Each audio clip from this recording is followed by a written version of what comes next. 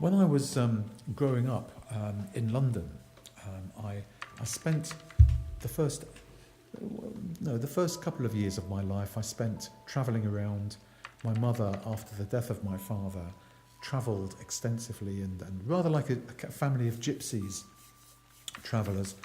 We found ourselves in different places like in Kent and in Bristol, and I was born in Dorset, which is on the south coast. But then as I was a young child, just after I'd begun school, I moved to London. And for part of my teenage years, I lived in North London in a place called Boreham Wood, Elstree, where they have the famous Elstree TV and film studios. And there was a particular place which I used to love going to. It was called Scratch Woods. And Scratch Woods became the kind of playground of my imagination. It was a place where all the boys and girls used to go and play, and I was friends with so many different boys and girls, and I say girls as well because we all shared in the joys of being in the open air, in the woodlands, climbing trees, fishing for sticklebacks and tadpoles and things, and all of those wonderful things that we did when we were younger, and getting into trouble and trespassing and taking apples from orchards where we shouldn't have done.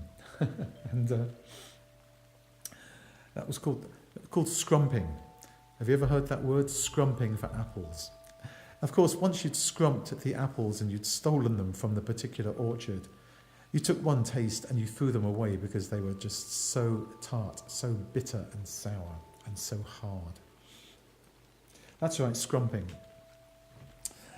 So Scratch Woods became almost a kind of spirit, a place of the spirit, as well as a place of play. And I wrote this poem called Scratch Woods. And when I was living in that part of London, Scratch Woods was literally just a wood. Since then, they've built the motorway and it goes through. And one of the service stations, one of the stop-off places where you can fill up your car and have a meal, is called Scratch Woods Service Station. And this is my poem called Scratch Woods. To be within is one thing, and it is to be without all things. As leaves curl inwards in half measures, infinitely caught, age throbs and visions stutter, only to conceal revelation. Familiarity pillages the self of self and unfurls objection. Itself an incubus of bitter destiny, what is it? Who plays the strings of my youth?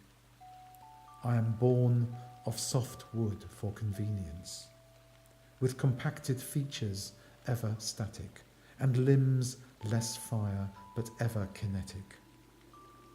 I live only in the sombre shadows of the act, but then I die, and all this lives is my death, while all who see are refreshed, it seems.